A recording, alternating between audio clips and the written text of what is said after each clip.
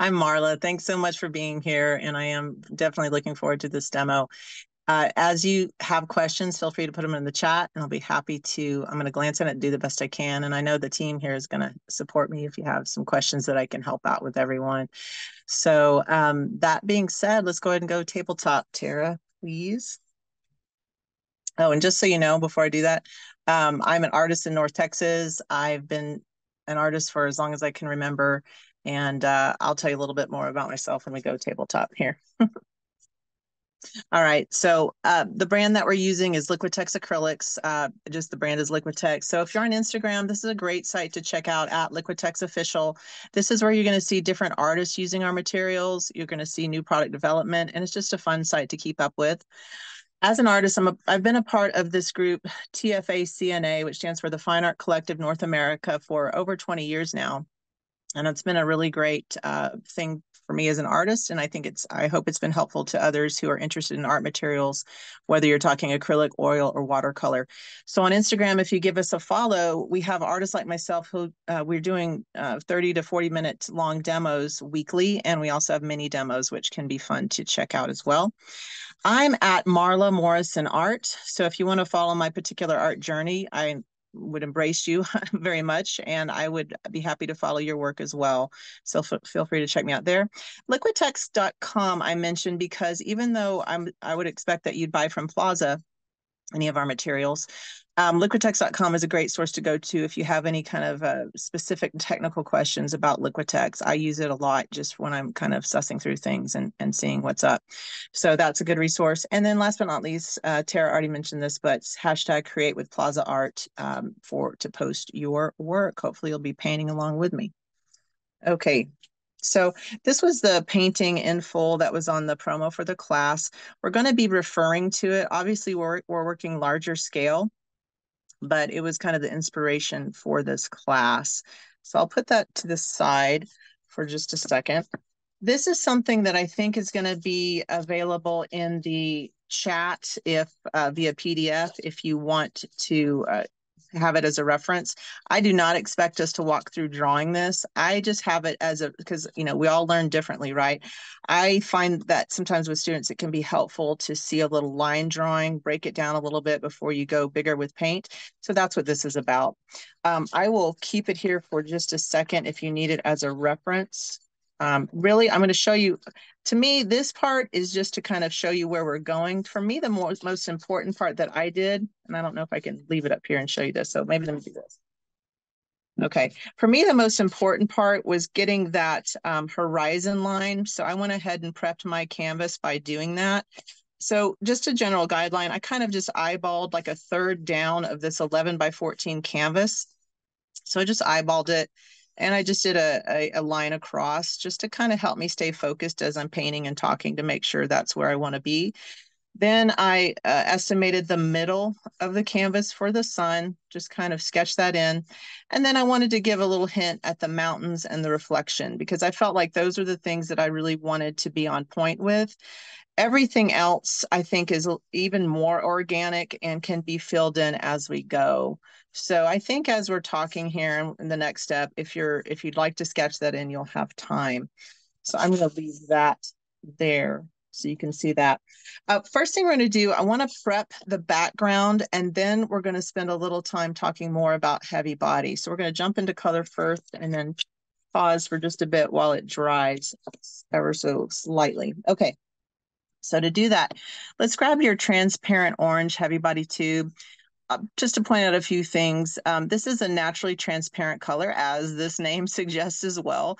But this is kind of a tip-off for any of our tubes that you're going to check out. The little square refers to its relative opacity. This black square shows you that it's opaque. The open square shows you that it's more transparent, okay? So that's a little tip-off for it when you're at Plaza or when you're online. This little sun shape here gives you the light fastness of the color. This is light fastness 1. It is our most permanent color. So that's just a little tip off whenever you see that. I think all the colors we're using today are light fastness 1. The S2 has to do with the series. That's how costly it is, usually based on the pigment or R&D in development. So that's just what those numbers mean. Now, my understanding is that the transparent orange is like a hybrid pigment, and the pigments are still proprietary. All of the testing has been done, but this little information on here is just to say we don't have the exact pigments listed.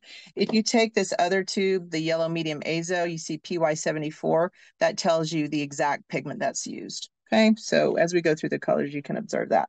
But let's go ahead and get our palette paper and take the yeah. Yes, real quick, I just want to let everybody know, since you were talking about those identifiers, that I just put the color chart in the chat. And so those identifiers that Marla just referred to, pigment numbers, opacity, light fastness ratings, are all on the color chart with those codes.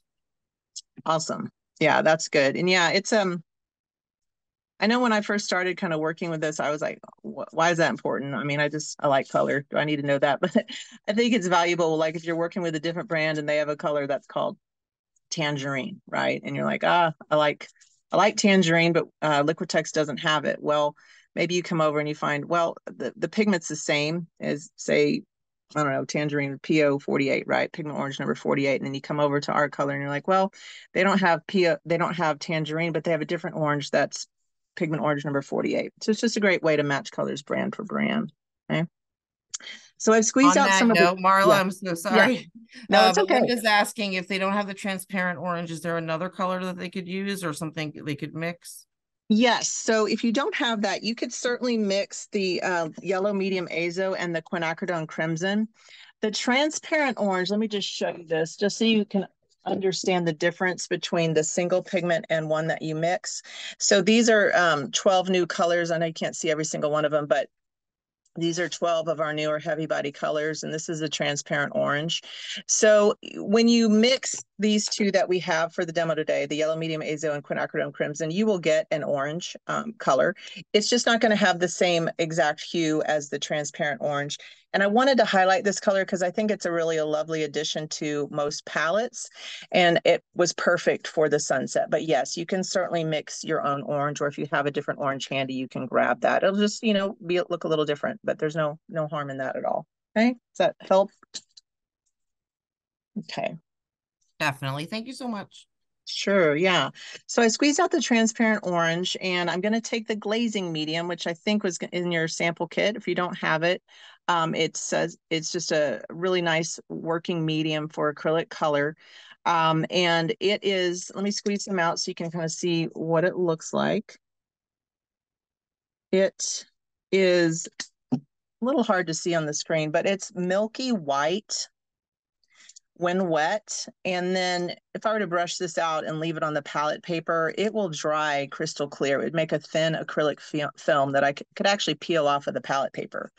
But what we want to do today is I want to put this transparent orange as like a lovely glowing background for our painting. So to do that, we're going to take our palette knife. This is my well-loved size 16. I use this all the time. I have different ones. This is just my go-to. I'm sure we all have favorites. You can't pick favorites with your kids, but you can pick favorites with your art tools.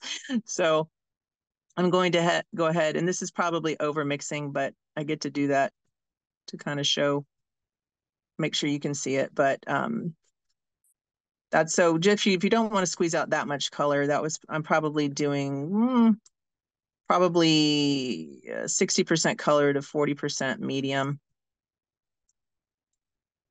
And just mixing it about. I like to use a palette knife for mixing. Main reason, it's just easier on your brushes, but it's a quick way to do it. And it's a Zen thing to do also. It's very relaxing. So it's just one of the little perks of painting, right? With acrylics is getting your palette knife out and mixing the medium with the color. Heavy body color, if you notice, is quite thick out of the tube. Often liken it to toothpaste texture. The glazing medium is going to reduce that texture. And so you should see that in your own piece if you're painting along. And the reason I'm wanting to thin it is I don't want this board was made with a thick layer with a brush that you can see the texture. I want it to be a little bit more open, and I want to highlight that transparency. So that's why I'm adding the glazing medium in this case. And we'll talk more about that as we go. But I'm going to grab a larger brush of the two. This is the Freestyle, the 1" that Tara mentioned. It is called a varnish brush. You know, you can certainly varnish with it. Keep your varnish brushes separate. That's just a little side tip.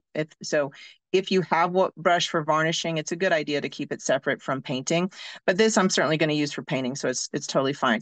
It's synthetic filament, but it's perfect to use with acrylic color because it cleans quite easily, and it has spring to it, and it's not as floppy as like if you were to buy a cheap house painting brush. It's going to give you more control over your color.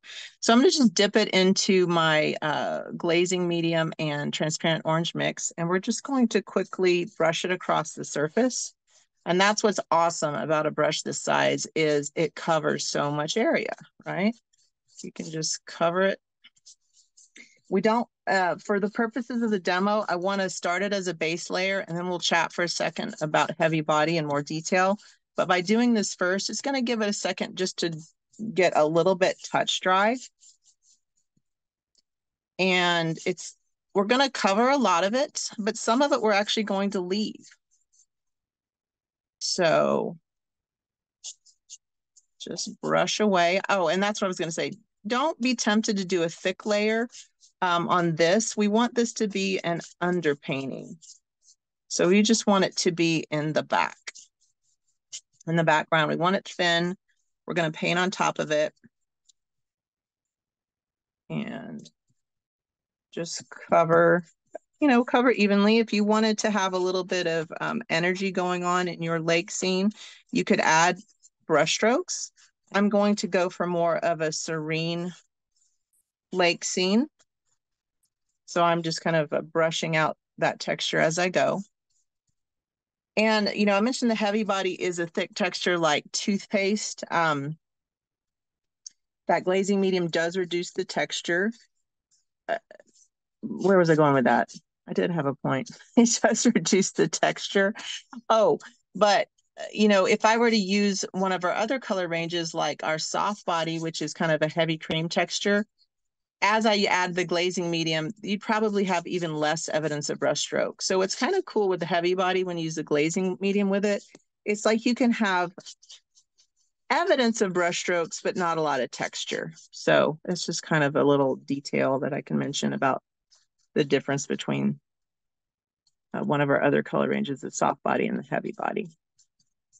Heavy body color was actually developed in the 60s to give painters who were used to oil color. It was developed to give them color that had more of an oil-like feel. So that's why we have kept it that series in that texture. Because if you're transitioning from oil to acrylic, you might be more comfortable with the heavy body for that reason.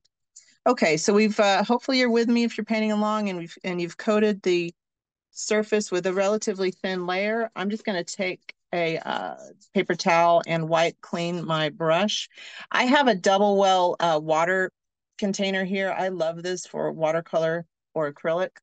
I save one well for the first rinse or first wash, and then the other side for the second. So that way only one half of my wash water gets really sullied up. The other half is more of a clean rinse. Of course, if you don't have something like this and you don't find it on Plaza, you can just use like 2 cups of water. I mean, sometimes those things can be obvious, but I know I just like to share it just in case it's something that hadn't occurred to a painter yet. All right. So now after I rinse a brush this big, usually, I clean it out, and then I'll take a paper towel and dab it dry just because I don't want to accidentally add a bunch of water if that's not what I intended. So I squeeze my brush dry there. And now we're going to let that dry for a second. I just want to show you some pieces I've done with heavy body.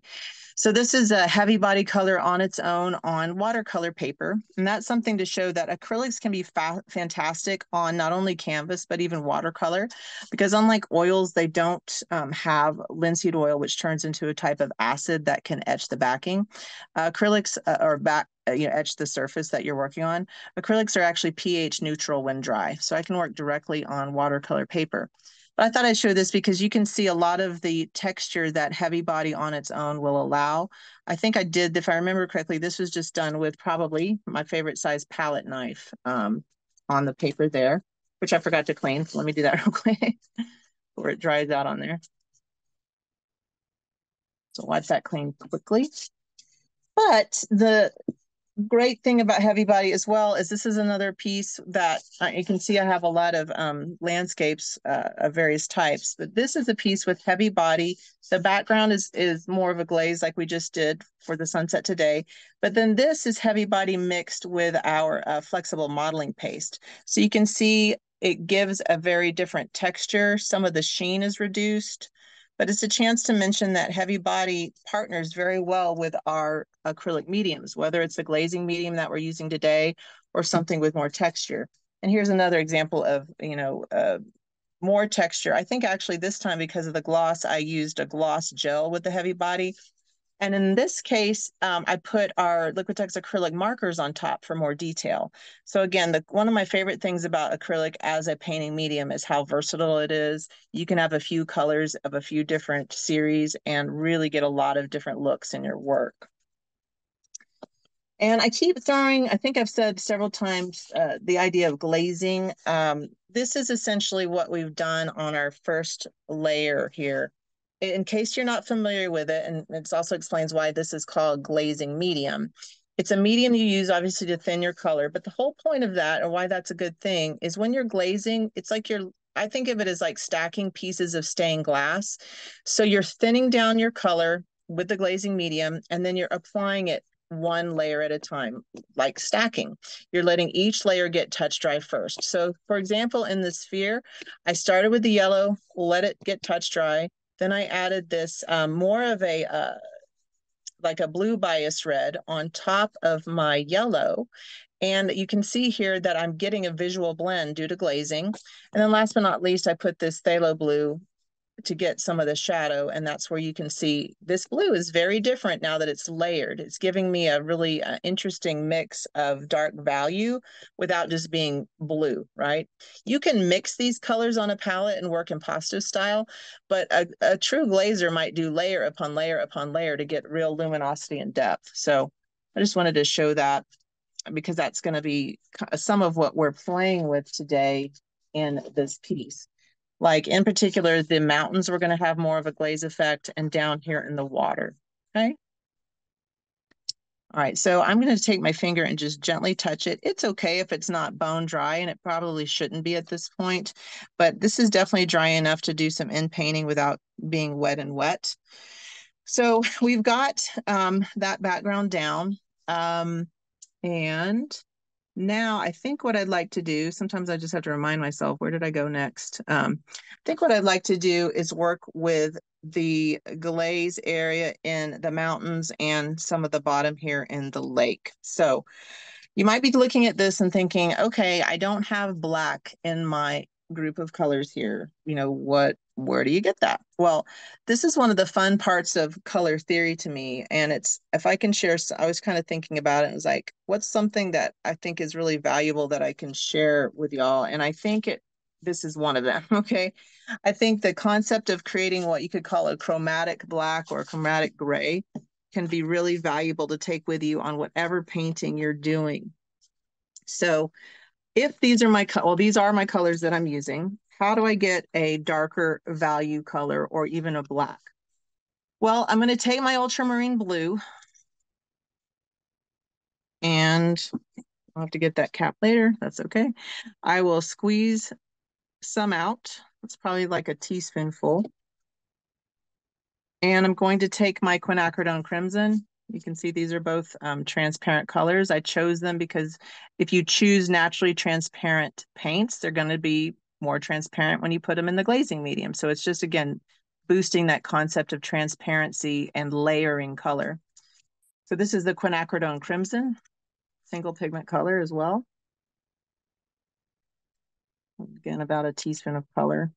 All right, that's going to bug me. I really have to grab my cap. Sorry. I thought it wouldn't bug me, but it's bugging me. All right, so I got my cap. I'm going to cap it up. Don't want my paint to dry out. All right, and then take my palette knife, and a lot of this I don't have perfect ratios to tell me, and I think you'll see what I mean as we go. I really find when I'm mixing, I'm just responding to the mixture as it goes, and I'm adjusting as necessary. I am definitely not this way in the kitchen with cooking, because I think chefs can do this with spices and stuff like that. That's not me. I'm super recipe driven with cooking, but with painting, I can imagine this is the same idea where you're seeing what you've put together and then you adjust it to get more of what you had in your mind. So that was probably about a 50-50 mix of the ultramarine blue green shade and the quinacridone crimson. And as you'd expect, we're getting a really beautiful, and it's going to be transparent violet. Nice, but what I want is I want closer to black. So think of your color wheel. What's the complement to violet? Well, it's yellow, right? So I've got this semi-opaque yellow, and I'm going to squeeze some out. It's called yellow medium azo. I'm not even going to clean my palette knife. I usually find it's best to work, even though this is a lighter value color, I'm going to work a little bit at a time. So I'm taking like a pea-size amount of this yellow, and I'm going to mix it into this violet. Because what I'm trying to do is use the complement of the color to get a chromatic, either dark gray or black. So obviously, because it is light value, I need to get more. So like 2 pea-size amounts there. And you can start to see that violet change, right? It's becoming more like a plummy brown.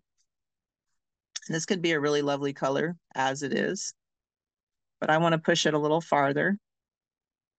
And you can see too, this is a chance to mention the concept of mass tone versus undertone.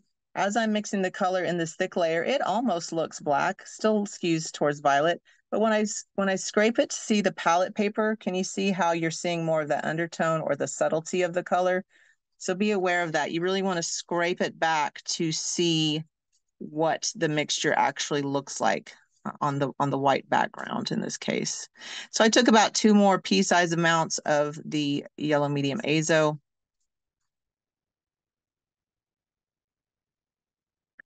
Mixing it around. And this is where you think about, at least I think about frosting and other delightful things, because we're mixing paint. Don't want to eat it, but it looks like frosting. And now it's I kind of feel like I feel like you should make those mixing paint videos that have millions of views. right. Yeah, that would be fun. Yeah, you can totally. I'm definitely one of the people watching those mixing paint videos too. They are All right, relaxing. I'll give you that. they are. They totally are. The sound, the feel, the vibe of it. Yeah, I mean, who knew? But it is. All right. So now I've kind of gone a little bit more maroon. So I think to counteract that, I'm actually going to add a little bit more blue to get that green bias. And then I think I'm probably going to call it good for now, because as we paint this on in a glaze, we're probably going to do a couple layers of it. So we're going to see kind of a glaze with that deeper tone. And so that's the other thing too. You can take a glaze layer and do of the same color and do multiple layers, and you're adding some dimension. I don't know, I'm not a physics, I don't know how to say it physics wise, but you're adding dimension to the color, but you're making it visually thicker, but you're still getting some transparency showing through. It's like a weird combo, but that's where we live, in the weird world of unusual combos of things. Maybe that's where I live. But okay, so let's put the paint aside here. Let's get back to our painting. All right, probably should clean this knife so it doesn't dry out. And then now let's go back to our big brush. One little tip that I have as well is that when you're working on a surface, try to get, at least for a lot of the painting, try to get a brush that maybe feels a little bit too big for what you're doing. It can feel a little bit clumsy, but that's a way I kind of trick myself into being a little looser. Here I didn't use this brush, and this I used a smaller one, but it was still bigger than you think you might need, right? So this is pretty big, and it, it even kind of has, for this purpose, it's a little bit of a clunky feel, but I think that can help us kind of loosen up and place the color down. So going to put it in our kind of our deep kind of chromatic. It's not totally gray, like a chromatic maroon. Maybe I'll call it that. Is that even a thing? It is to me now, but all right. So now I'm just going to, oh, you know what? I want to add some glazing medium. So that's fine. I can certainly interrupt myself and add some glazing medium. So I'll put some more of this down. And because I want to add a decent amount of it to the painting, I'm actually going to scoop up some of my chromatic maroon, probably about, gosh, half a teaspoon, mix it with that $1/2 size of glazing medium. And again, I'm doing this because I want to add transparency. I want to increase flow because I want to create that thin layer on top of this transparent orange that was glazed as well. And I think that's what's fun about this, the way we're going to paint today, is we're utilizing different techniques together. So we're using some glazing, and then towards the end, we're going to be using some impasto, and heavy body color will do that for you. So you can see here, it's okay. It's a little deeper at the top. I actually kind of, again, don't know all the ways to say it scientifically, but when you look at light over mountains, I think it's a visual thing. Sometimes it can look a little darker at the top.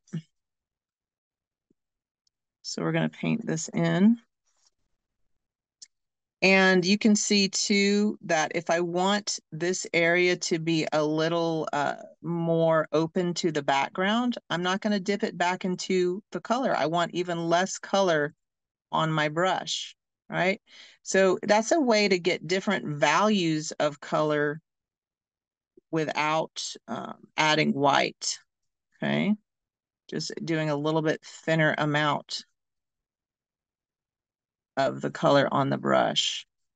And so this is where too, if you want to kind of like I did here, if you want to play around with some brush stroking, however you envision that, you can certainly do it because it'll be wet for a bit while you're working. That's something I didn't mention, but glazing medium gives you a little more blending or working time. So you can certainly take advantage of that.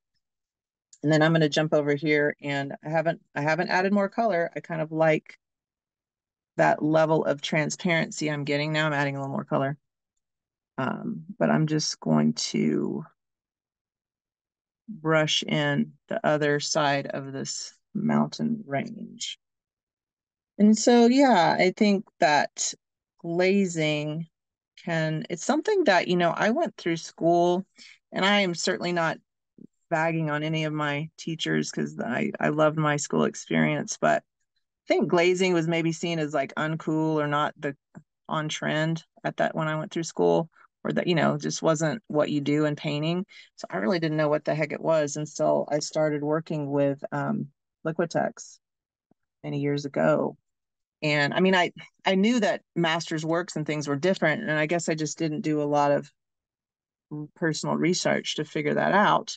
But all that to say, that's why I'm really passionate about going, doing teaching and going into schools and talking about it, because I think there's so much to learn about art. It's hard for any one source to do it all for you. So anyways, all right, we're going to put that down. I'm washing my brush. I guess I didn't really have to, kind of just inadvertently there. But what I'm going to do, I'm going to dry it off. I don't want too much water on it because now I want to add some of the dark value down here. So I'm going to dip my brush back into this kind of chromatic maroon. And all I'm doing is I'm kind of imagining that I like how this relates in the composition. I don't know if it's like a circle, kind of circle shape here. I want this to be the focal point, and I want the edges of this dark value to kind of cup the rest of the composition, or, you know, to kind of highlight the composition that way. You can see it don't have to be really precise with how you're applying it, because this is your painting and your lake is going to look different than my lake. And that's what we want. You could do step by step, but you get your own vision in there. All right, and then I'm going to actually, now I have very little color on my brush, but I'm bringing a little bit of it up into the body of the lake. Body on the lake, that sounds like a Halloween theme. Sorry. um my brain works sometimes, but anyways, so that I'm just kind of transitioning into the lake, and now I'm going to load up my brush with a thicker amount of the chromatic maroon, and I'm going to add that down here. And you can see how pretty quickly we're starting to build definitely the composition, but we're getting some of that value story of the colors in. And I really like how this large brush is making it super quick about doing that. So I'm not globbing it on too thickly because I still want to do some painting on top. But what we can do is let this dry a bit. We can work on another area, and then we can add another layer for more darkness, as if you'd like. Okay. All right. Any questions? Oh, yeah. Yeah. Awesome. Yeah. So there's a black have glazing medium. You guys, yeah, I think we talked about that. I did add it. I forgot, but then I added it. Okay. Yeah, I always say I'm going to look at chat, and then I get involved in the painting and I don't. So, but keep them coming, and I'm sure Tara will alert me if there's something to address. All right. So that's drying a little bit here. Let's go ahead, and I think it might be nice to work on some of the sun now. So let's go ahead and take the yellow medium azo. And I'm trying to keep the palette visible. I'll put some there, like a maybe half teaspoon. And that's probably way more than you need. And I'm actually not going to add glazing medium to the sun. We're going to block it in thinly with the heavy body, but I don't want to add glazing medium because I want some of the opacity of the color. And then I'm going to take a very popular color, titanium white, but we've all used it. It's an opaque white. I'll put it right there so you can still see it. And take my palette knife. And again, what I'm wanting to do is I want like a, excuse me, I want a more opaque yellow, so kind of more like a lemon yellow. So that was probably 2 parts white to 1 part yellow. Now I'm adding a little more yellow, so we're probably about 1 to 1 yellow to white. And that's probably closer to what I would like to do now. Mix that around. And I have to tell you, I'm the kind of painter, even though I'm trying to cram everything over here for the demo, I would be a liar if I said my own palette when I'm working isn't this kind of cluttered. I see, like I just got some of the that chromatic maroon in there. I'm fine with that. I kind of just see it as the paints get together if they want, and they don't if they don't want. And so it's some of that kind of just serendipity that will happen on the surface. But, you know, I get it if you want to organize your palette differently. I actually embrace that part of painting, letting the colors kind of get together. All right, so I'm going to move to the Professional Watercolor Synthetic Sable. Even though this is a watercolor brush, because it's synthetic filament, it's going to work just fine for my acrylic, and I'm actually not going to be too hard on the brush. What I do tell artists, though, is ideally you keep your brushes separate per medium. So if you could have a set of strictly acrylic brushes, strictly oil, and strictly watercolor, that's ideal. But if that's not a possibility, just make sure that if you're using this specific brush for your painting today and you may want to use it for watercolor, make sure you're really fastidious when you clean it, just to get any acrylic residue out of it. So here we're going to just take it and I did not add glazing medium. I want to just have a suggestion of where the sun's going to be. And it's fairly light. And then there's kind of like a sunburst effect from it. So I'm not even going to clean my brush. I'm just going to dip it straight into, actually, I'm lying. I'm not going to do it straight in the heavy body. I'm going to take my brush and just ever so slightly mix a little bit with the more lemon yellow with the titanium white, because I want this yellow to be fairly opaque. So because of that, I just wanted to add a little bit of white to add some opacity. So you can see it's similar in hue, but just slightly deeper. I'll just do some marks radiating outwards.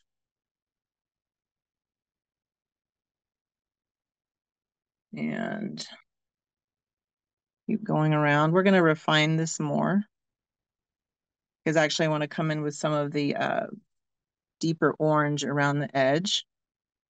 I'm not going to get too particular with that right now, but that kind of blocks it in. I'm going to wipe my brush off and then I'm going to rinse it. Okay, so now let's go back to our transparent yellow. If you have any left from the mixture earlier, that's great. If you don't, just squeeze out some more. I'm sorry, I said transparent yellow. I meant transparent orange. If you have any of that, go ahead and use it. If you not, squeeze some more out. But this time we're going to add a tiny amount of the titanium white to it. So I'm going to just work in this area here. Pull a little of that transparent orange over. Because again, I want some opacity, but I also want to change the hue a bit to be a bit brighter orange. It's probably pretty good. You can see it goes kind of peachy. And I think that's about what I want. So I'll clean my knife. And now I'm going to go back to my bigger brush, okay? Because I've got more area to cover and that'll work just fine. So I'm just going to take the bigger brush and make those radiating strokes outward. And I'm going to go around my mountain edge here. Okay. So you can see how that's kind of differentiating the sky from the kind of more reflective quality of the lake.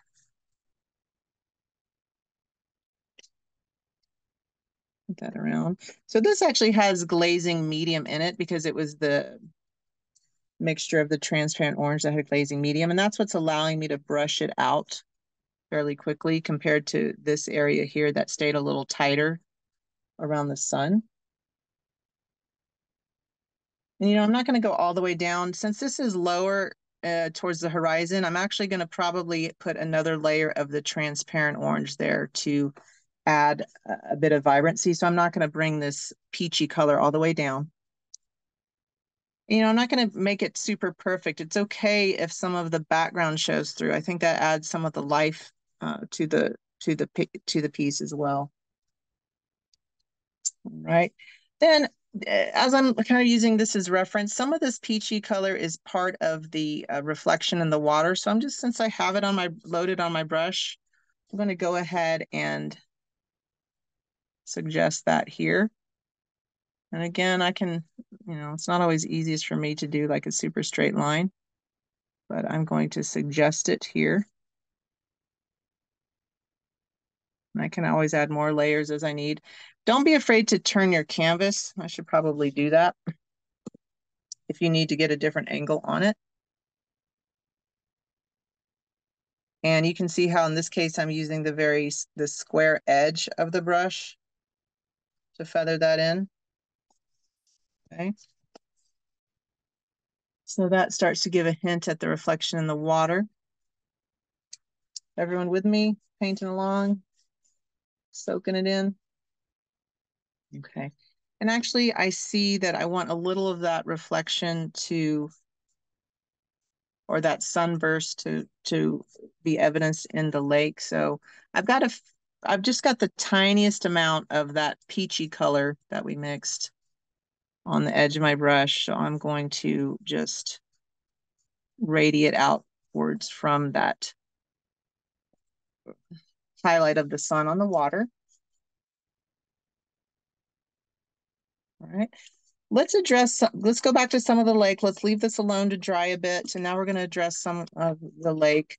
I really like having, sometimes we do work and we don't, at least I'll just speak for myself. I don't realize kind of what I was going for till it's done. And I think a lot of my pieces, especially when using a minimal palette, tend to be very much about complementary colors. So I've got a lot of the oranges, and then I like to put a little bit of the blue for the complement. So in this case, for this painting, it's our ultramarine blue green shade. And so I want to squeeze more of it out here. Well, actually, I have enough down there, so I can leave it. It's down here. And I will take, I actually want to leave it like that. I'm going to take my glazing medium and I will put it down by the ultramarine blue, mix it up, because I want to add kind of an interesting deep glaze on top of that orange. So remember we talked about getting a dark value, you can mix complementary colors. Well, the same principle applies with glazing. If you glaze a blue on an orange, that's going to give you a toned down neutral. And so that's kind of what you see going on in the center here. Slightly greenish. So I've got my large brush. I'll dip it into my glazing medium and blue mix. And now let's see, this is not quite touch dry. So we might get some wet on wet, but right above that darker value kind of maroon color, I'm going to start just very lightly and gently glazing in my ultramarine blue green shade. Feel free to vary your brush if that helps you kind of feather it in. That orange is definitely touch dry enough for this. The dark value maroon is not quite. But if you feel like your brush gets too saturated with either medium or if it had too much water, just dry it and try again. Okay. Oh, I love it. You can see it kind of coming together. It's just so, I hope this is true for you, but I just still sit down to paint and I'm still amazed at what pushing stuff around on a surface can do. It's like you're revealing something, right? You're just revealing an idea using paint. All right. Now, this little spot here, you may get some areas where since the color that was down was still wet, you stroke over it, it lifts the color. You know, I'm not going to be too disturbed by that because I'm going to be painting over it anyways. So I think I'm going to with shrubbery or whatnot. So I'm going to leave that actually. But what I think I will do in some of these, just at the very bottom, I'm going to add just a bit in the very, very corners of the blue glaze, that color that we just mixed. You can see how that pops it more to that deeper tone while still relating to the blue in the lake. I want to make it more subtle than that, so I'm going to take my brush, squeeze some color out, and thin the glaze this way.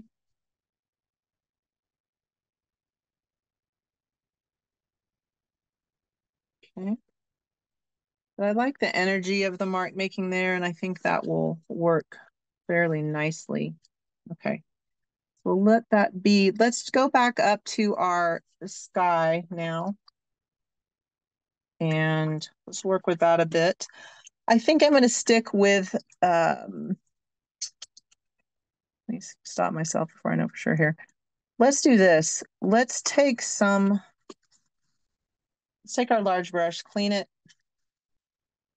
We still have our ultramarine glaze. Let's take our palette knife and take a bit of titanium white, like a tiny pea-size amount, not a lot. And now I'm going to mix it into the ultramarine glaze. I want it to be slightly different than what we have going on the bottom here.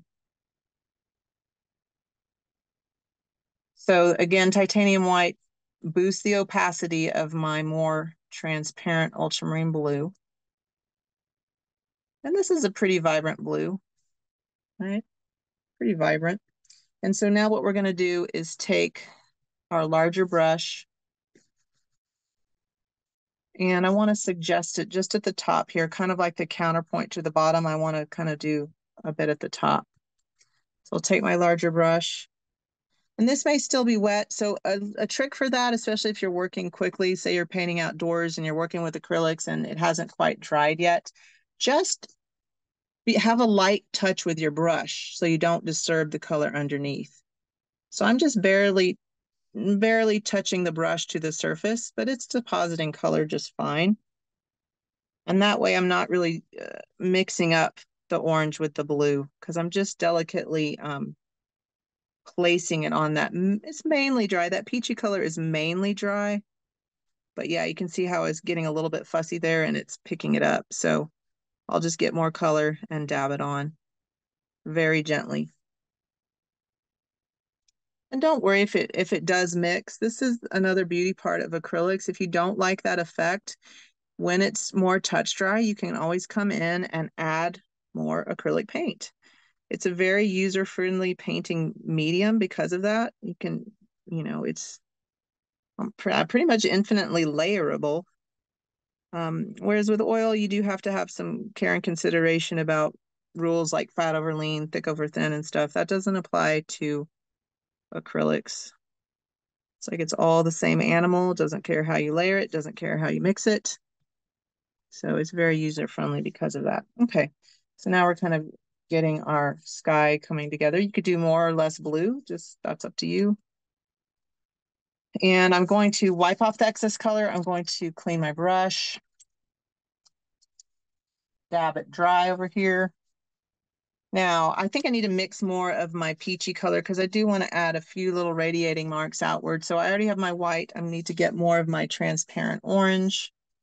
I'll place it here and get my knife, drag some down into the existing peachiness, and add just a little bit more titanium white. I'm going for a similar peachy color that we already mixed. And so just mix that about. Doesn't have to be exact, but I'm just trying to get something similar. Mixing with my favorite size knife here. And now get my larger brush. This is definitely another case where my blue isn't going to be dry. If you had like a hair dryer in your studio, you could hit a little drying heat on it because evaporation dries acrylics more quickly. Or heat, and anything that will cause water evaporate will help acrylics dry. So a hair dryer, I actually have a little embossing tool in my studio that I'll use from time to time. But just to not being annoying with the sound of it, I'm not going to do that. I'm just going to try and just very gently radiate outward with some of these peachy strokes. And if I think it gets a little obnoxious, I'll let it dry some more, but I just thought we could maybe do a little bit. I'm working very lightly. And this is just kind of up to you what you think looks good for your piece. And see, I'm going to get some of that blue in there. That's okay. I'm just going to have it continue outwards and then refresh my brush because it's that blend of the sky tones in a sun. To me, this was more of a sunset, but okay. We've got some of that going on. I'm going to pause that for a second and let's it's always good to take a second and look at where you are, evaluate kind of what's going on. And doing that, I realized I really want to add some of this reflection of the mountain in. I just kind of missed that. So the nice thing is I've got that glazing medium mixed up with that neutral maroon, as I'm calling it, or chromatic maroon. So I'm going to, correct that by adding my reflection now. I'll go ahead and get my large brush out again, dip it into some of that color. Of course, if you don't have any left, the way we mixed it, we started with the blue and then the red, and then made the darker value by adding some yellow and then the glazing medium. So as I add this kind of mountain reflection, I want to leave a tiny amount of that light peachy color showing through and just suggest that reflection going in here. You can see when you have a big brush, you can't get too fussy with it because it's just not designed for that. And so I like how it helps me stay a little loose with the brushwork there. Okay, take some of this over to this side because I've got a bit of a reflection here. You could certainly kind of do more of a brushed out reflection if you want. If you just want to stroke downward and leave that, that could be a nice effect. I kind of wanted to do a little more of a shape and not so much a stripy reflection. Okay. All right, let me see what I'm thinking of that now. All right, I think that's probably about where I want it. Let's work on the sun a bit more, and then we'll finish out with the shrubbery. So I'm going to go back to my smaller brush, and I have some of and I need to dry it. I don't want it too soaking wet with water. I'm going to dip it in that lemon yellow. And again, like I did with the kind of more orange, I'm going to do some outward radiating. I'm using the very tip of the brush and just radiating outwards. It's almost like a dry brush effect at this point because I'm definitely not trying to get a lot of volume of color. If you want a wider ray, just turn your brush on its side and do some strokes that way. I think having it kind of brushy is nice because it hints at the light filtering, through the sun rays, or I guess the sun rays are the light, but the other colors filter or showing through each other if you do it kind of on the wider end of the brush. Then I'll turn it again and maybe add some thinner radiating marks. Sorry, I know I hit my phone. That's one of the downsides of having it close. I always hit it a bunch of times with whatever tool I'm using here. Yeah, I find sunsets, sunrises to be wonderful painting subjects, especially if I'm feeling like in a rut and I know I want to paint, don't really know what I'm, feeling like going to. I just think, the natural world is such a wonderful resource as artists that, it's all, obviously all around us. We can go to it any time, whether it's little seed pods or leaves that you might pick up, or if you just happen to see a wonderful sunset, we all pretty much have our phones handy. We can take pictures anytime. I'll have a phone full of images, and if I'm kind of in a rut, I'll go to it and I'll just find something that I want to kind of work with. And a lot of times I've found a beautiful sunset and taken a picture. So it's a great way I've just found for me to keep working. All right, so I'm kind of looking at this. I'm pretty much liking where it's going. I'm trying to think of what would be best to do based on the drawing right here. Kind of want to finish with the white of the sun.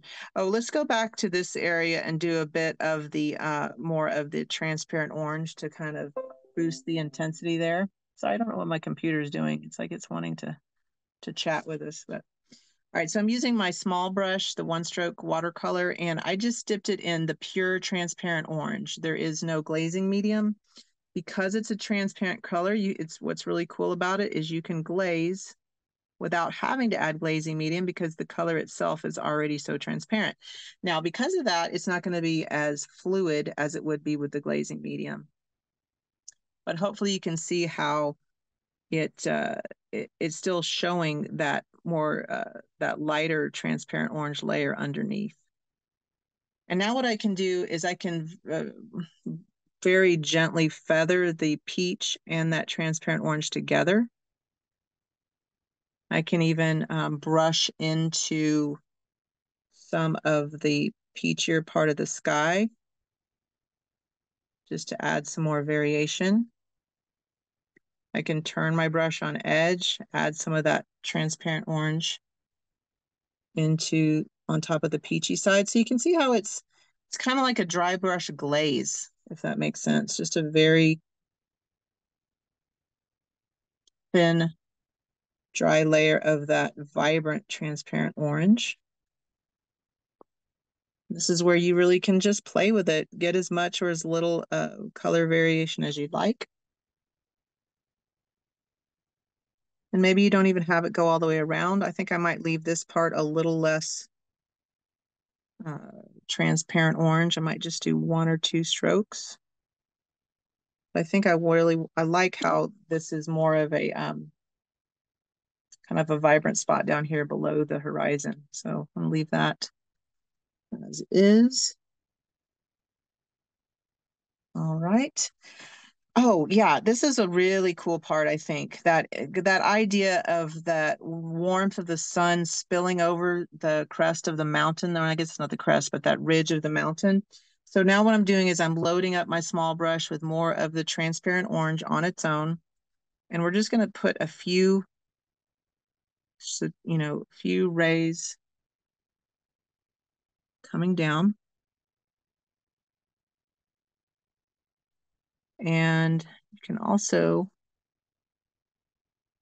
have some of those rays shine outward towards the lake on the mountain. But I just find that transparent orange is the perfect color for this kind of vibrant sunset look. I'm actually going to have some of it come over to the reflection in the water. And let me take a second and look, see how that's coming together on my painting. I think it's working pretty nicely. Hopefully you're feeling the same about yours. If you're not, remember, it's acrylics. You can always adjust later. Very low pressure, low stress here.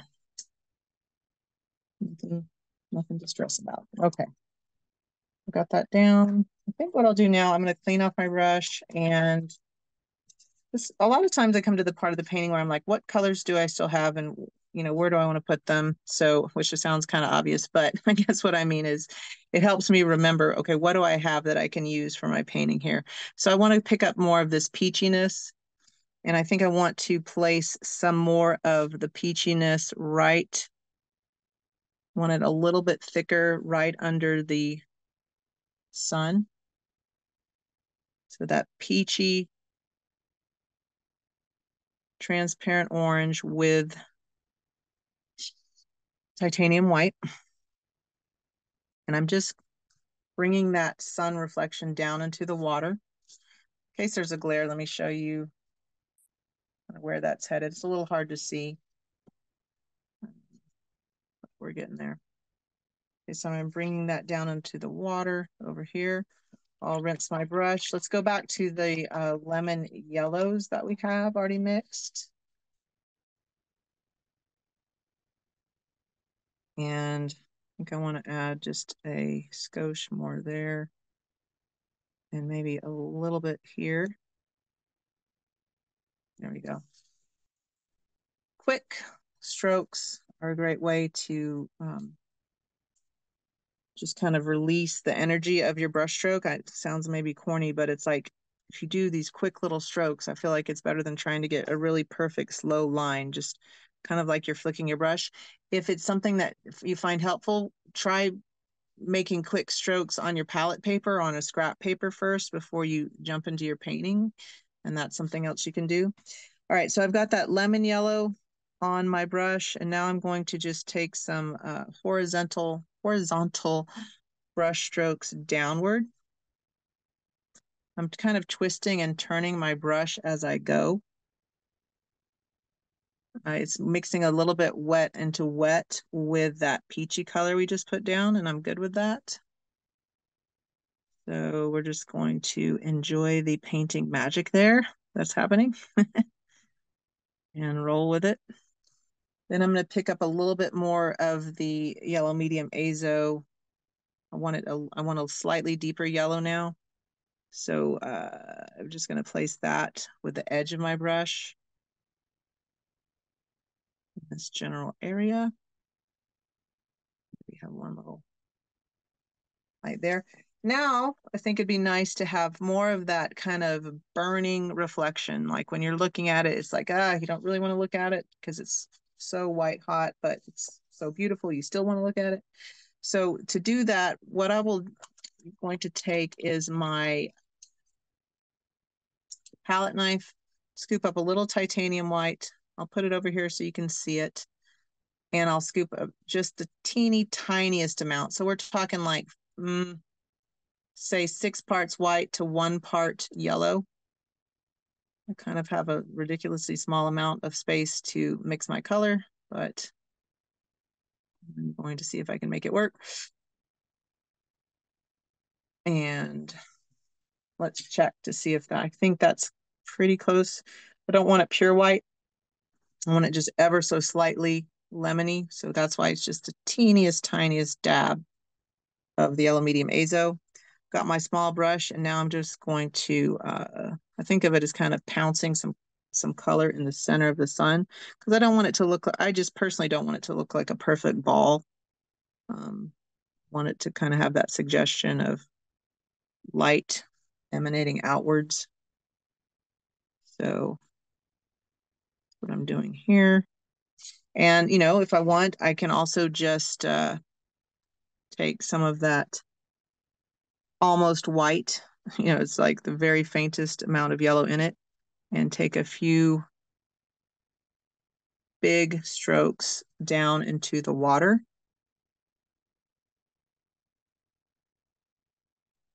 Okay. Just place that however you find it work best for you. I might want it a little heavier here. So I'll do that. I want slightly more feathery marks here. So I'm getting the very crispy edge of my brush and hinting at that. Now, I also think I can make this a little more vibrant. So I'm going to wipe my brush, and looking at the time, I want to make sure we're being mindful of the time here. But I wipe my brush and dip it back into my transparent orange. Squeeze more out if you need it. Just using it straight out of the tube. And I want to do another layer on top of what we just layered. And I'm going to do it a little thicker this time because I really want to punch that almost a red orange there. So I think that that's, that just kind of red hot with the white hot is just how I think of these sunsets or sunrises.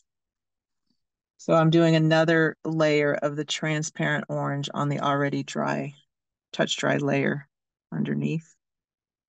And that's kind of just boosting the intensity of the color. Have some of it go downwards. Make sure you take seconds to step back and pause at your progress. Really look at how it's coming together. Make adjustments as you need.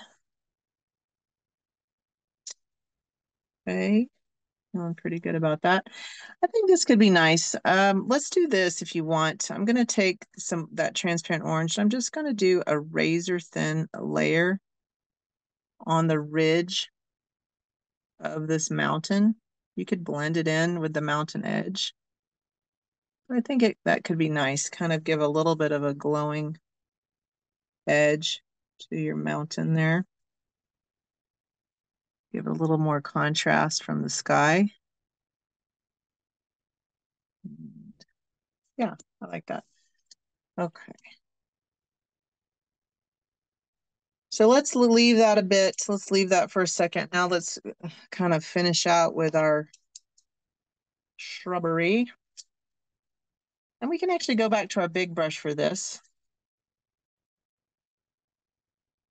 I'll make sure mine is clean. Hopefully you have some of that chromatic maroon still left. If not, remember we just mixed it with the ultramarine, the quinacridone crimson, and then yellow as needed to deepen it. I am going to the amount that I mixed that did not have glazing medium. If all you have left is the one with glazing medium, that's okay. Or if you want to just quickly mix up a small pile that doesn't have glazing medium, feel free to do so. Because all we're going to do is now I'm going to have to be careful about my phone here, but you're just going to take it, and when you look at this brush, you've got like the wide surface area, and you can also use the edge. So I'm going to be putting it on end, and I'm just going to be kind of stroking towards the center with some fairly quick marks to create like a branch-like effect. So kind of like that. You can curve it. What we're doing is, just as a reminder, I really loved how this kind of shrubbery was reflecting. It was probably green shrubs, but it was reflecting the heat of the light. And so they looked very red and rosy. But I want to suggest some branch work underneath first. And just kind of place them as you find interesting. Do some down here. And you can see if you had some that didn't have the glazing medium, that's another way to, hopefully you can tell that it's a bit darker, especially in the reflection there. It's darker than the glaze layer. So it's, again, it's the same color that we mixed up, but because it doesn't have the glazing medium in it, you're seeing more of the opacity of the mixture. It's like it's just layered on top of itself. And so it's darker value. These are by no means like super perfect, precise. Oh, sorry about my phone there. Perfect, precise branches. Just kind of having fun with the organic nature of the twigs. I do want one. I am going to be very purposeful about this. I do want a branch kind of bisecting that reflection. So I'm going to bring one up there. And I want to make sure I have one or two kind of over here, over the mountain reflection. Okay. So that's, I think, coming together pretty nicely. Maybe another one there. You know, it's either yours is really shrubby or not shrubby. That's totally up to you. Probably getting, I'm just having too much fun making the little twiggy marks. So I'll just keep going. All right. So put a pause on that. I want to take a moment, and again, to kind of reflect the sky, what I'd like to do is I want us to add a little bit of that ultramarine blue back into this area around the kind of the stick part of the shrubs. So I'll just do it again in case you don't have any left. I'll take my ultramarine, squeeze a tiny amount out. You don't need a lot for this, just a tiny little dab. If you still have titanium white, grab that up, squeeze some more out. Dab it into your white and then mix it together. So I want a darker value ultramarine than the sky. And what I also want to do is I don't want it to be quite as electric as the blue in the sky. I want it to be slightly more toned down. So I will just come up here and take a tiny amount of my transparent orange that's still left, and I'm going to mix it in my ultramarine blue. Again, going back to that using the complements to tone each other down. And so again, with a fairly small palette, you can get a really wide range of hues based on how you mix the color. All right, I really do need to just squeeze some more transparent orange out, so I'm going to do that.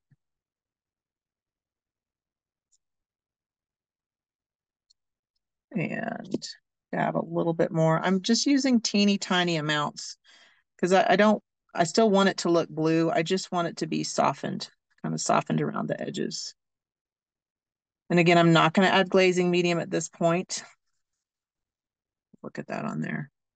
Yeah, I think maybe I want it slightly more muted. So I'm going to take another little dab and mix it in. Still blue, kind of almost like a blue jean blue now.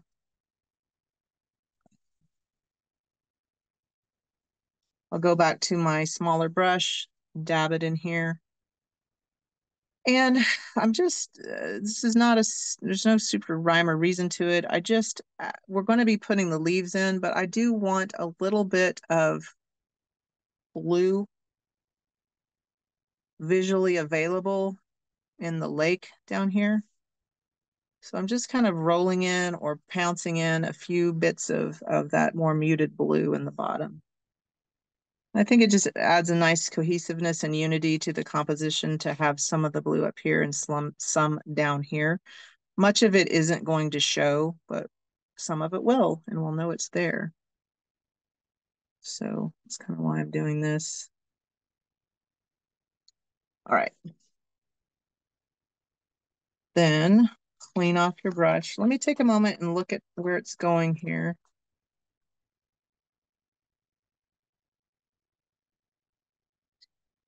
Pretty nice, I think.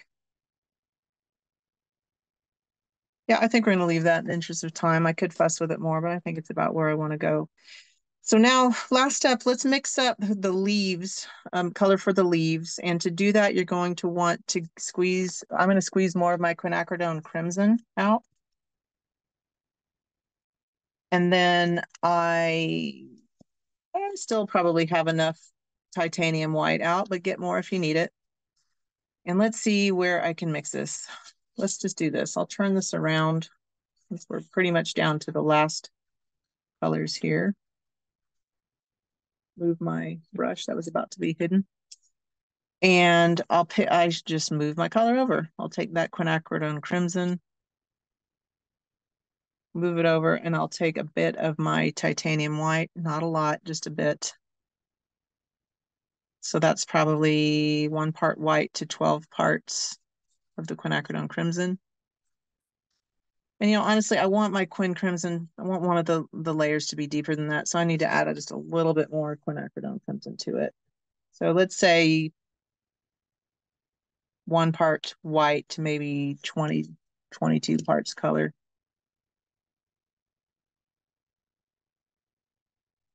Mix that around because I want it to be that darker value quinacridone crimson, but I want a little bit of white in it to add some opacity so it will pop off the background colors. Okay, so now I've got a decent amount of that mixed. I'm going to take a small bit of that, drag it to the bottom slightly, and then I probably do need a little more white at this point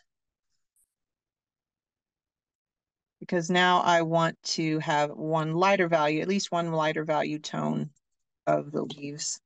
So I've got probably, let's see, let's say we do 1 part of this color to, I'm sorry, 1 part white to maybe like 7 or 8 parts of the red mixture.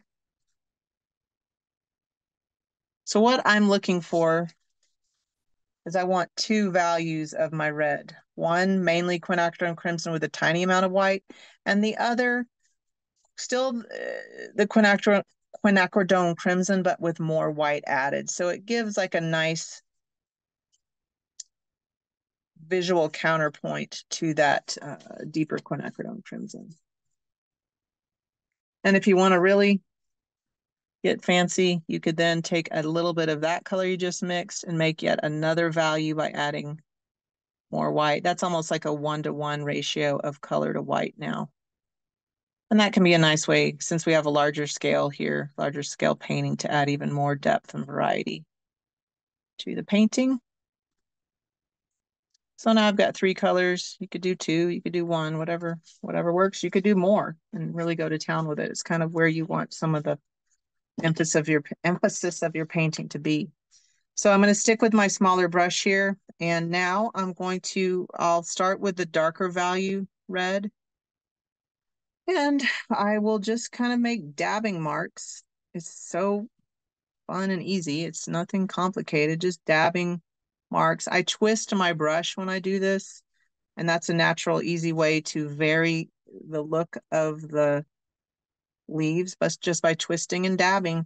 Sounds like a dance style. do the twist and dab, but that's pretty much all you're doing. And I did want to make sure this branch has a little bit of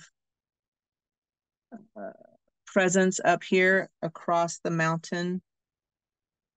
So I'll do that. And here's a tip too. If you feel like, I've got a smattering of leaves that doesn't really make sense, I don't want it to look too much like it's just floating in the middle of nowhere, you can always come back and add more branch work as needed. And don't be afraid to dab over the blue or the branches that are there. I'm also, not only am I twisting my brush, I want to try and rotate the way I'm holding it. That's another way to kind of get ease of variation in the shape and look of the leaves. I don't want to get too fussy on any one section. I want to make sure I go across the surface. So I'm going to keep going this way. And it's just super fun and loose to kind of pounce those on. No, there's no real thing you can do to quote mess it up. It's just what's great about our brains is that, and the way our eyes work is that we really want to make sense of things, which can be a challenge, but it's also, for painting, it's great because you can do just the funniest little dab with the right context, and we read it a certain way, like, oh, this is greenery, this is foliage. It's not even green, and we know it's greenery, right? So there's a funny little thing about how our brains like to fill in gaps for us. Sometimes that can be a problem, but with painting, it can be a perk. So I've got kind of one layer of leaf work down. I will wipe my brush off, and then I will go, I think, you know what, just for fun, I have some extra quinacridone.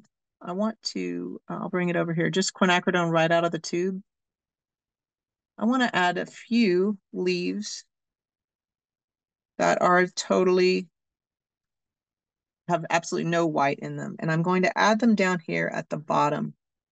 That way they'll kind of visually blend into our darker value color down here.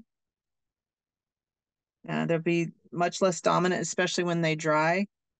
But it's a way that we can see that this is like a patch of shrubbery that has different values on it. And so hopefully you're enjoying how yours is coming together. Loose and free and painting to enjoy when you have wherever you put it. And that's what's great about working from landscape. They don't have to be very precious. They can be very loose. And we know what we're doing. We know what we're evoking in the painting, if that's important to you. Of course, with abstract work, you don't have to know, and that can be wonderful too. But for representational, you can still be quite loose, and viewers will get it, you will get it.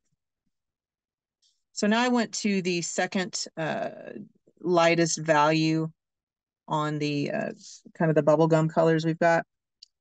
And now I'm going to be a little more selective where I place them.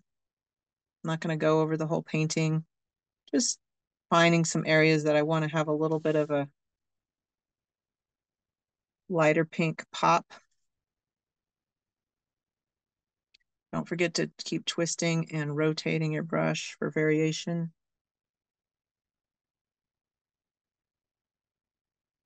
And just keep going across the surface. And two, if you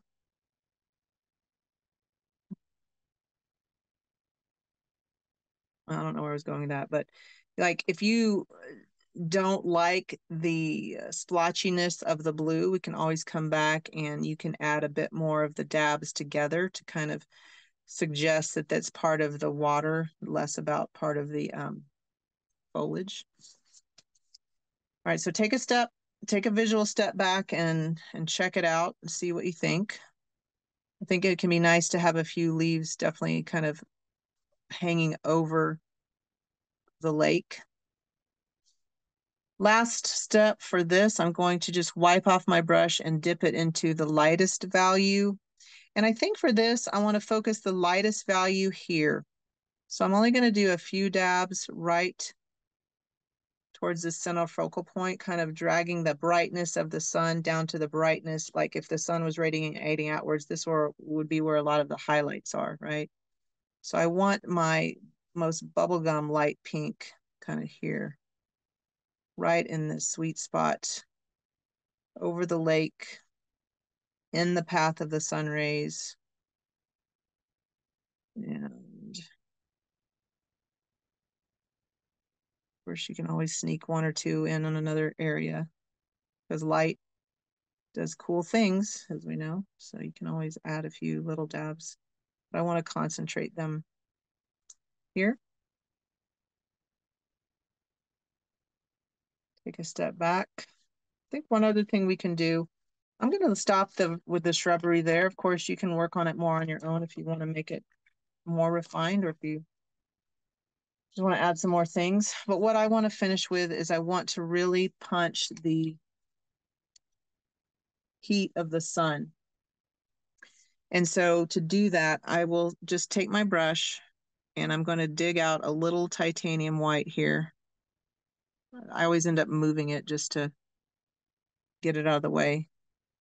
And I only have a small amount because I'm just going to work in the very center point of the sun and the reflection. Am I being ridiculous here? Maybe.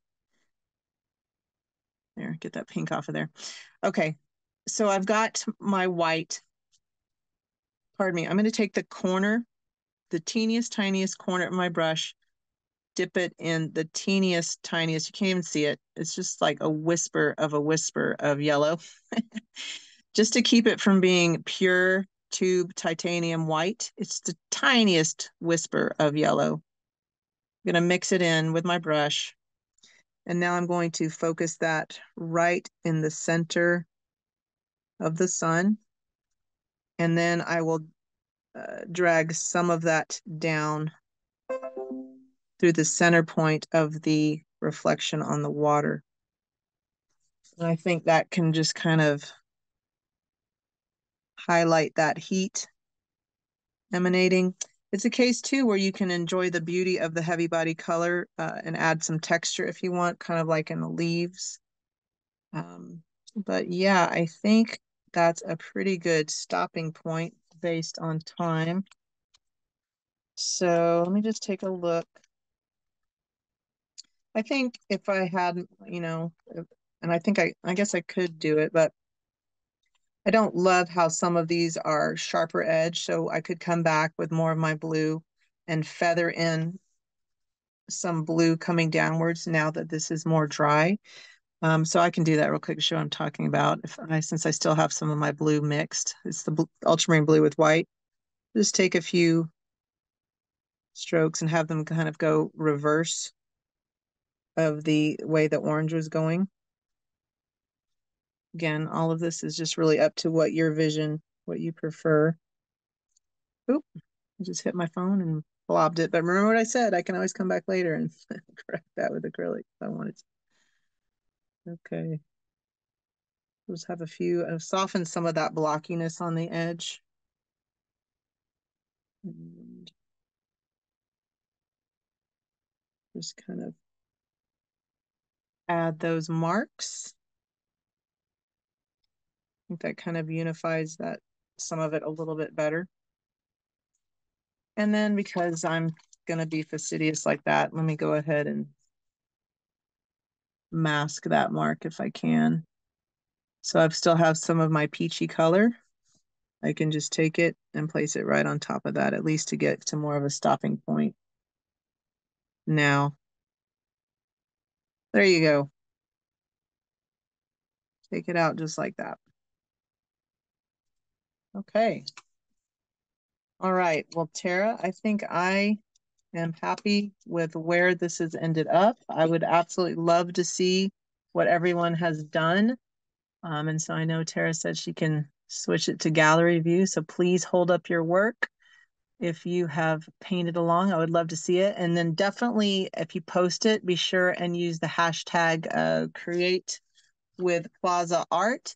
And if you tag me too, I would love it. I usually put artist work in my stories because I love to share what you guys have done. So what do you Thank think, you, Tara? Marla. Um, Pretty is asking about impasto. I believe that was Hmm. mentioned in the description. So, Yeah, um, yeah, uh, perfect. Yeah. So the impasto areas, okay. The concept of, and you can switch to me if you want. So okay. I'm not just a talking hand. Thanks, Frida. Yeah, oh, no, I don't need to do that. What all impasto means is in a thick layer, right? And so the points where we didn't add glazing medium, and I was like on the center part of the sun here, on the dabs on the leaves, that was leaning towards impasto. When you think of an artist like Van Gogh, that's going to be even heavier impasto and even thicker texture. And so if that's something you'd like to impart into the painting, and maybe Tara, we can switch back to tabletop. I'll show what you can do with that. So I'll go back to my small brush and I'm going to dip it in the darkest value. Well, yeah, the darkest value red that we mixed. So it has just a whisper of titanium white in it.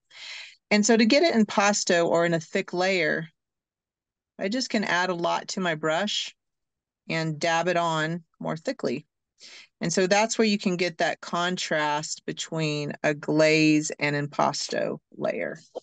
And so if I move it, you can maybe see that better. This is all glazed, and then the leaves over top are going to be that thicker impasto look. Does that help clarify it?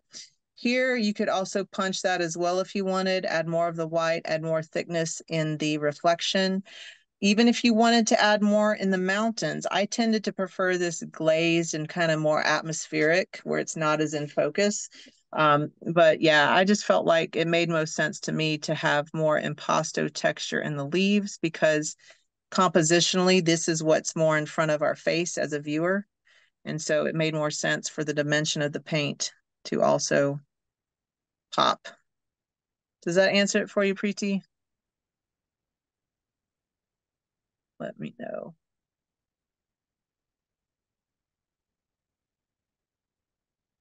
Right. Any other questions about anything we've done?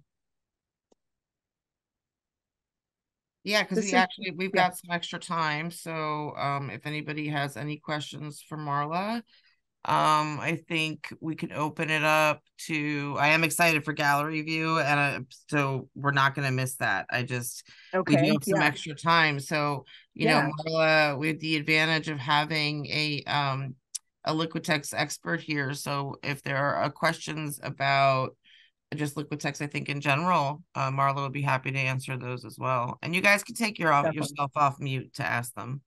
Yeah, definitely.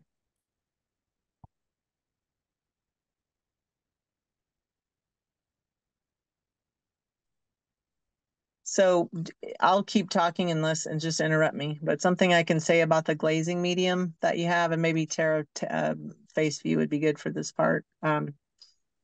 If for the glazing medium that you have as part of your sample kit, this is something that can be a good like working medium for a lot of different painting styles. As you can tell, it works great with heavy body color. But if you have maybe our basics or soft body color as well, it's perfectly compatible with those as also. It's going to do the same thing. I don't even know if I mentioned glazing medium will add some gloss to your color, so be aware of that. And so in areas like heavy body color has a slight amount of sheen to it, but anywhere that we did glazing, like in the mountains, which, yeah, now I'm showing that. In the mountains with the glazing medium, that'll be glossier than the areas that were more impasto. So that's something we were going to talk about too. So let's do that. So varnishing. So when it comes to acrylic paintings, the way you want to think about varnishing is it's a protective top coat for the piece itself. As an artist, do I 100% of the time use a varnish? No, I don't. But when I'm selling a piece of work, or if I know that piece is going to be displayed either outdoors or somewhere that might get a lot of fingerprints or a lot more kind of, it's more in the hands of people, I definitely use a varnish. for the protective layer. Another reason you may want to use a varnish is to unify the surface sheen. So I mentioned the glazing medium adds gloss. If you use Impasto, that's going to be more of a satin sheen. If that bugs you, you can take whatever varnish layer or varnish color you want and apply that on top to unify it. So, you know, a lot of times, like, let's see, in this piece, you can imagine it's so glossy. Oh yeah, you can't see. Well, you can maybe see it up in my spotlighted area. See how that is so reflective? That could, you know, I know that this happened to be gloss gel, but if I had put a varnish on it, it would be that high gloss sheen all over it.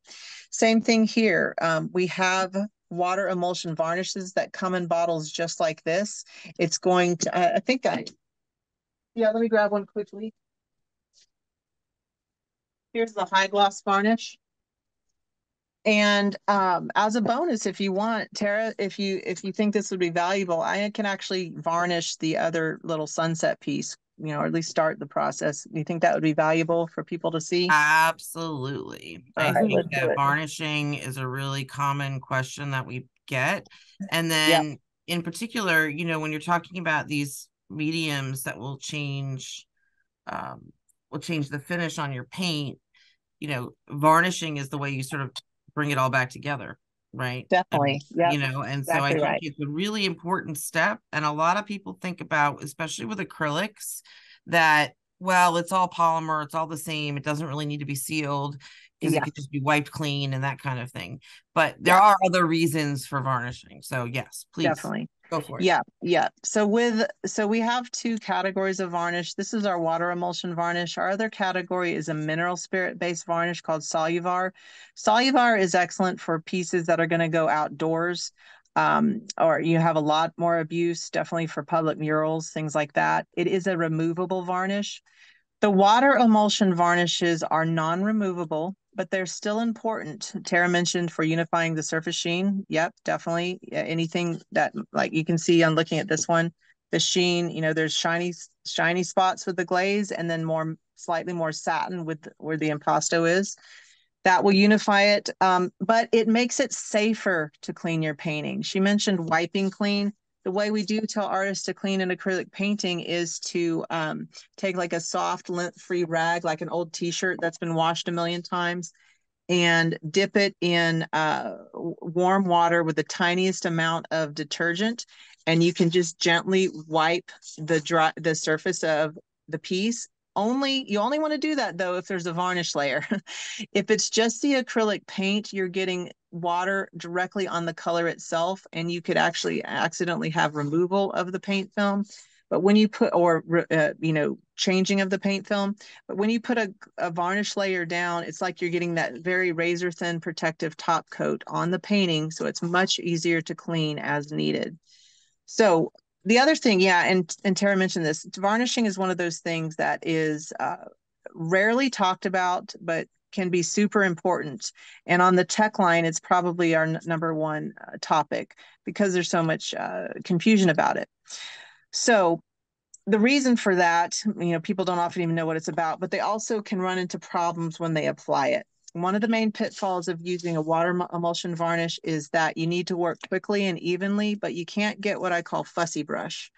And that just means trying to make it look super perfect in one shot. It's much better to do multiple thin coats rather than to do one thick, heavy coat. Now, obviously, I'm showing this to you. You know, if I were set up more to do varnishing of a bigger painting, I have like a small, it's not handy, but it's like a small dish. Well, like here's even like a silicone mold that I have handy. It's like a flat dish that you could put the varnish in and it wouldn't spill. Like here, it's wanting to roll because it's so thin. But so if you have a shallow container, you can certainly do that. Just since we're kind of doing this more spontaneously, I put it on the palette paper. But you can see it's still kind of milky, just like the glazing medium we mentioned or we're using. But it will, again, just like glazing medium, it'll get crystal clear when it dries. It's much thinner than the glazing medium though, and it's going to be higher gloss than the glazing medium. So let me do this. Let me grab a clean brush for varnishing. And I usually tell artists, so forgive me here.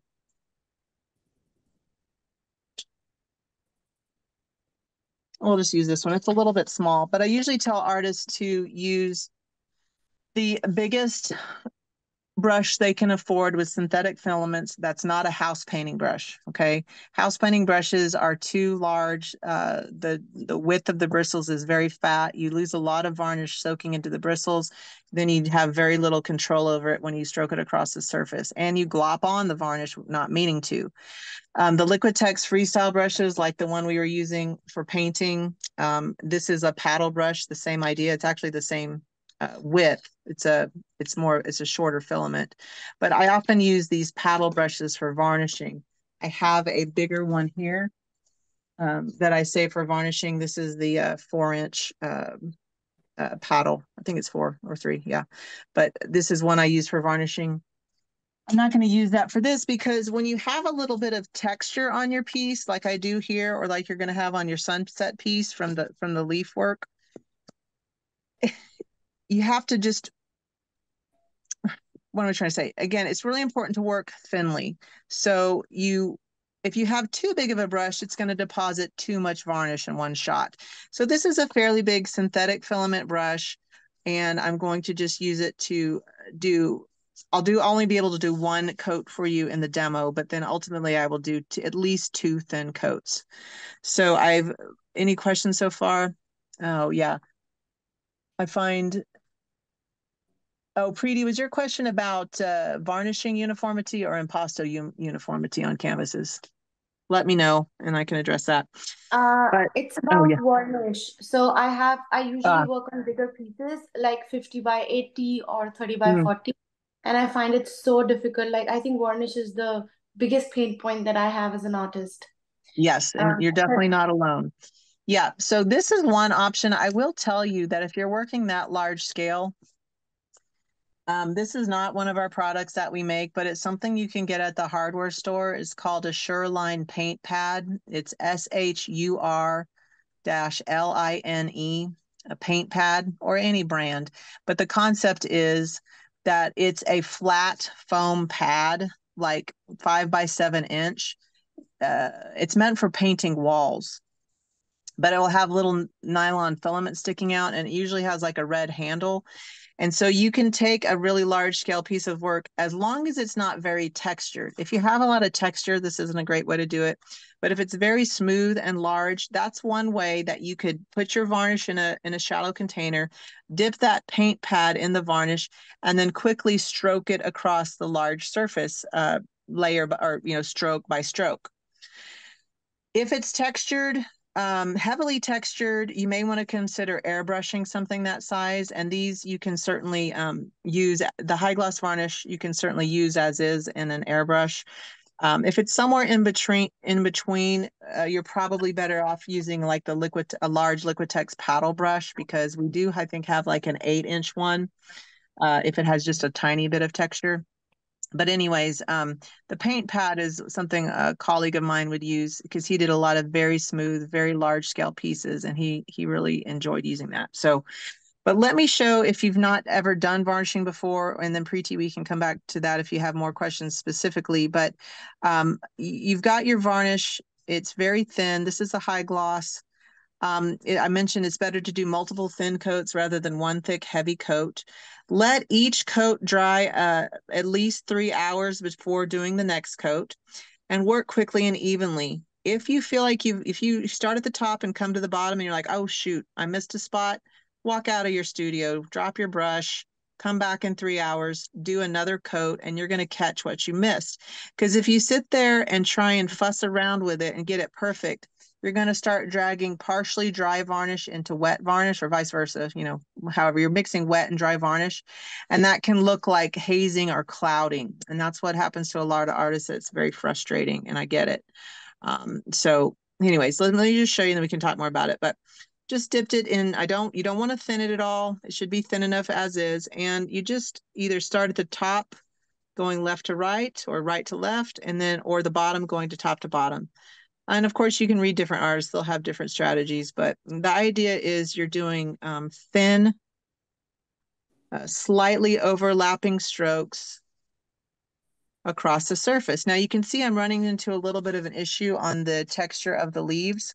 So I kind of want to quickly feather that out, but you only want to do that right in the moment. You don't want to let it dry at all and come back and fix it, because it'll mess with the uniformity of your varnish layer. So right after I stroke it, I'm just brushing out any puddling and doing another thin stroke. And it can be freaky because you've got this slightly milky layer on your, painting that you're happy with, and now you're putting this weird milky layer on it. But just, rest assured that it will dry to clarity. But I will also say that a wise idea, if you can, before you varnish any piece, especially if you get a new bottle of varnish, varnish a scrap piece you have lying around with the new bottle. That way you're really making sure that exactly what you're using is totally copacetic, totally good for the piece you're about to varnish. Liquitex does everything we can to have perfect products every time, but as an artist, and a human being, we know that isn't always feasible. So, whenever I get a new product for varnishing, I just varnish a little test piece first to make sure everything's good and I don't put something on my painting that I don't want there.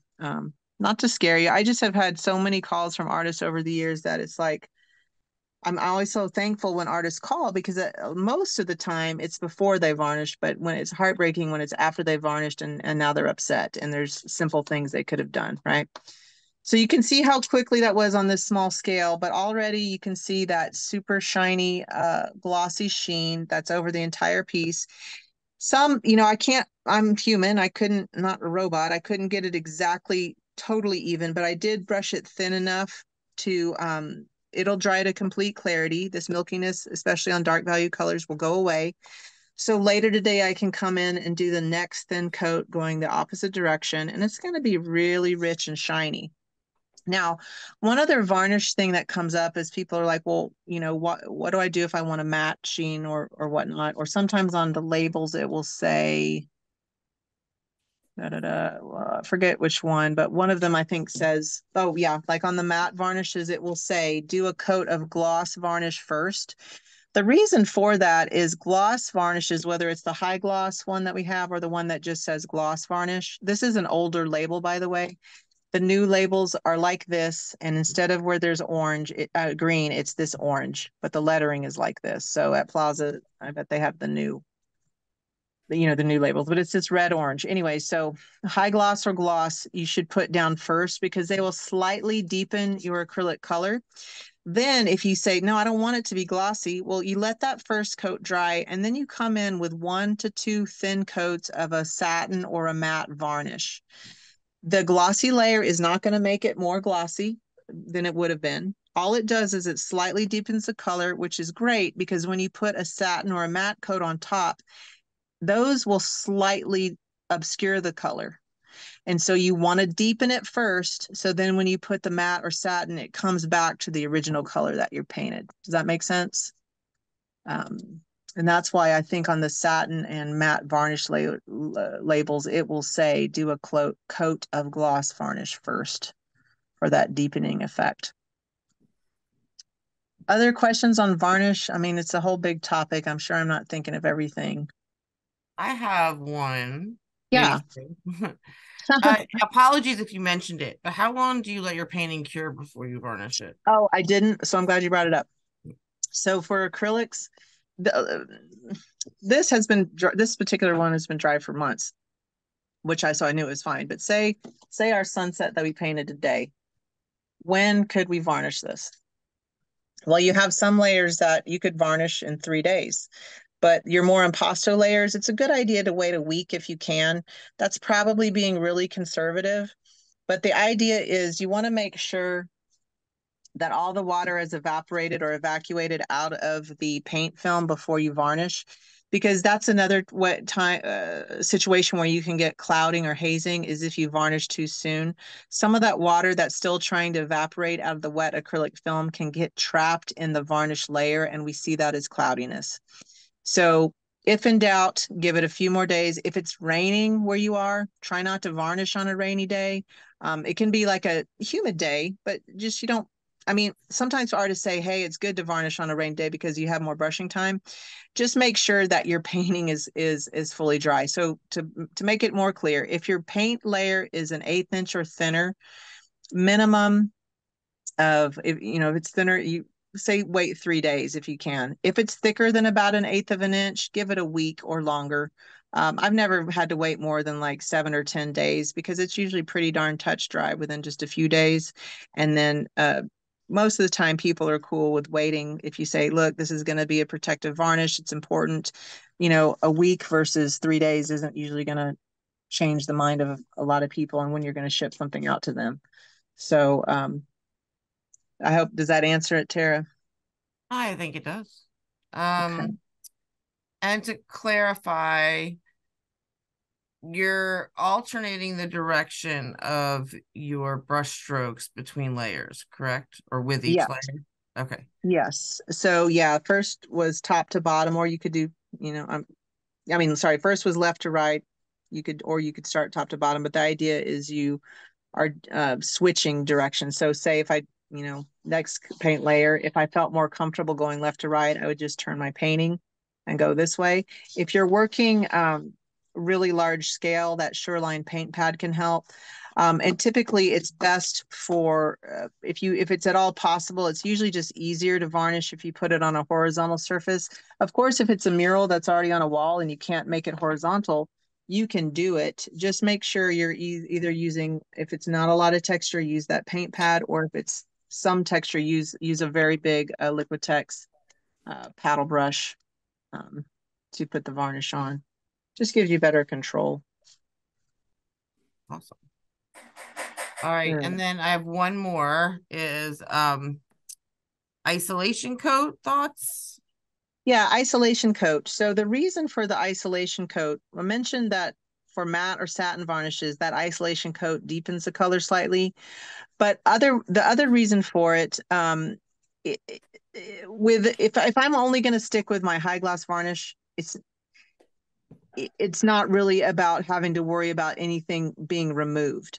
The isolation coat is really best for any mineral spirit based varnish you put on top, like Soluvar. So you could either use your gloss or high gloss water emulsion varnish to do it. You'd paint it on the surface, let it dry. You only need 1 or 2 thin coats. You don't have to do 2. But then you would come in with the Soluvar varnish after it's been drying for at least 3 hours and then put the Soluvar on top. We call that an isolation coat because if a conservator or whomever needs to strip that Soluvar varnish, they can do so, and the solvent will only touch that varnish layer, right? That's underneath, so thereby isolating the rest of the painting. Because, for example, you know, in the way we work today, we didn't over thin our painting, but a lot of times artists, you know, they'll want to add water to their acrylic, which is fine.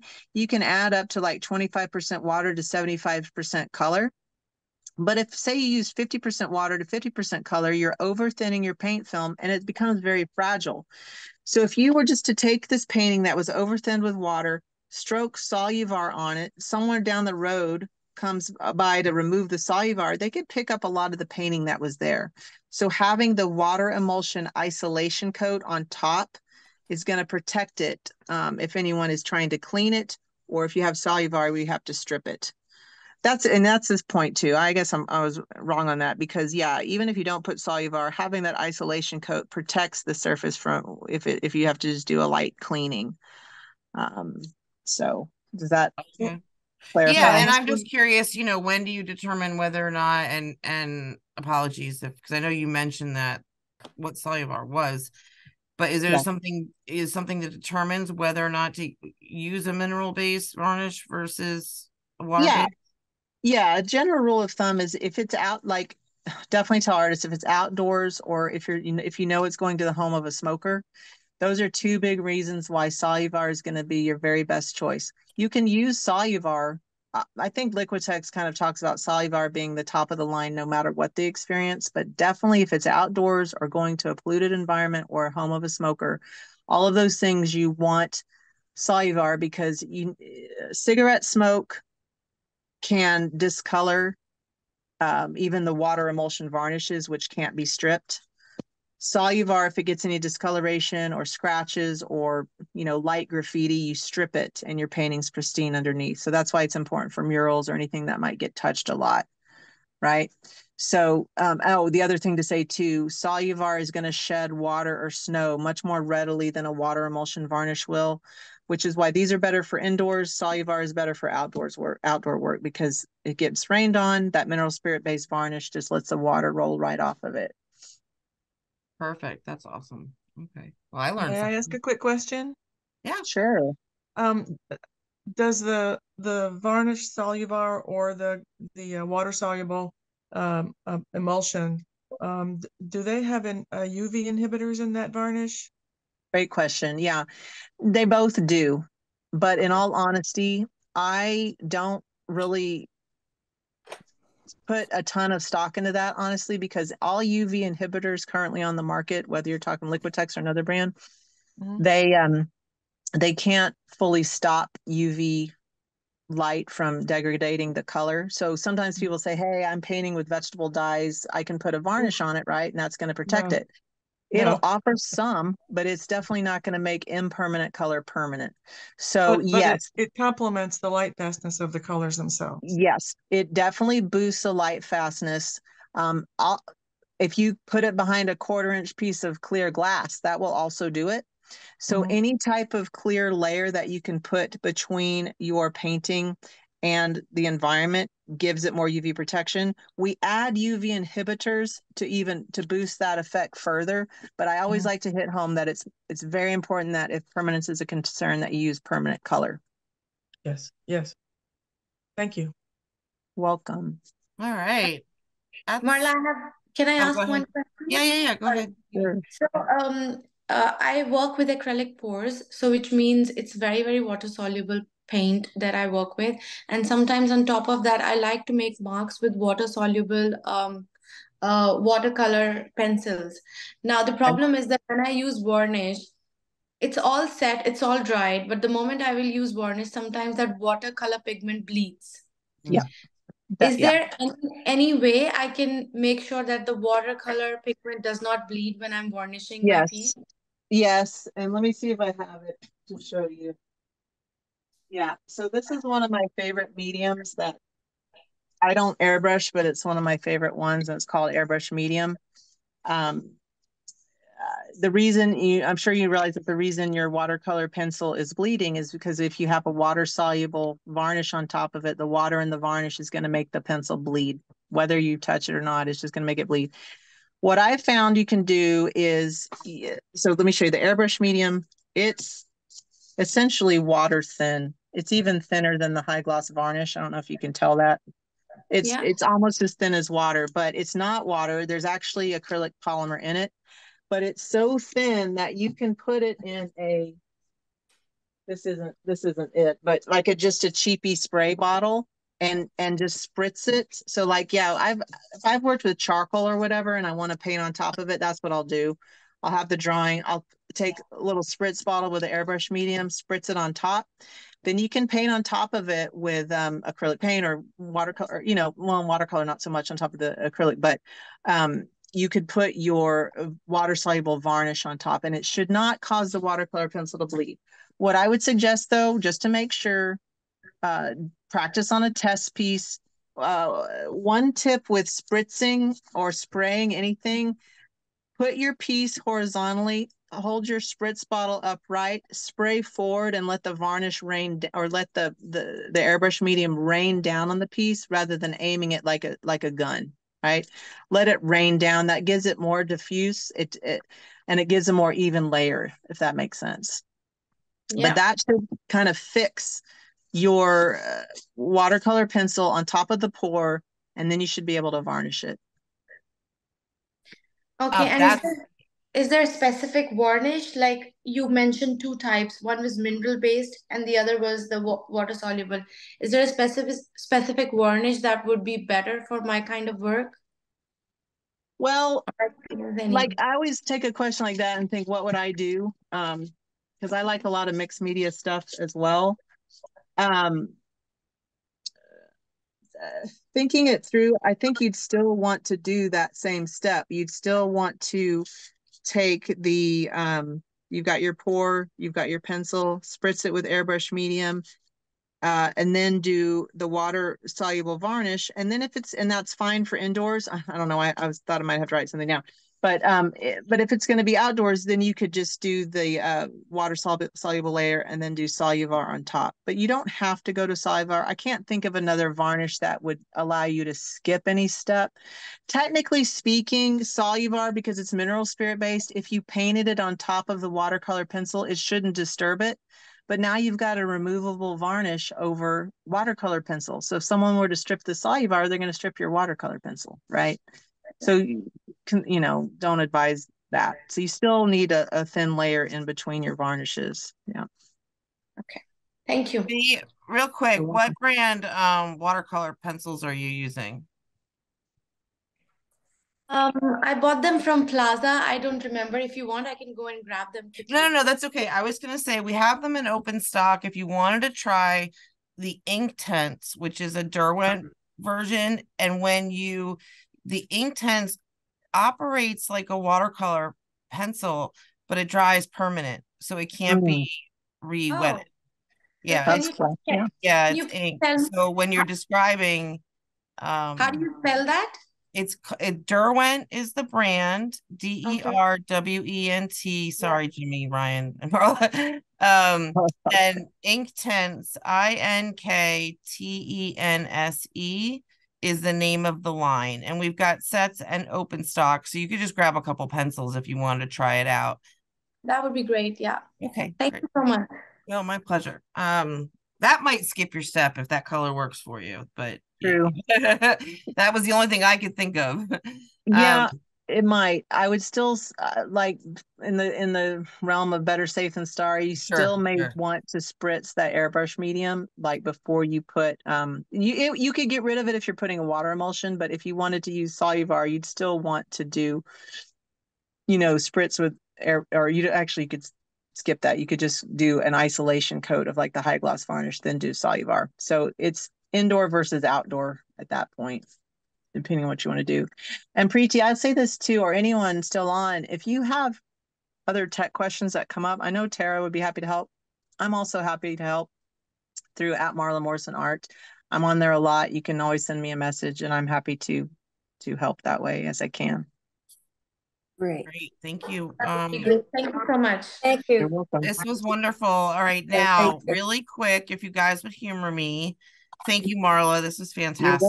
I love that we had that extra time too for Q&A. Yeah. Because I think that was really great. And I learned stuff, and I love that. So yeah, me too. Everybody in the upper right hand corner of your screen, change your view. So first turn your camera on, change your view to gallery, and then we would love to see what you created today. Oh my goodness. Oh, view to gallery. Yeah, I gotta do that too. Oh, so cool. Elizabeth. Wow. Elizabeth. Gorgeous. Oh my gosh. I love so much how different they look when you guys are working with like the same core. Pretty. It's all beautiful. You guys did such a gorgeous job. Yeah. Thank you. Oh, I love this so much. This makes me so happy. It was wonderful. Thank you very much. You're all very welcome. Hope to see you next time. Marla, hope to work with you again. We really likewise. All right. Have a great day, everyone. Take care. You too. Thank you. It was fun.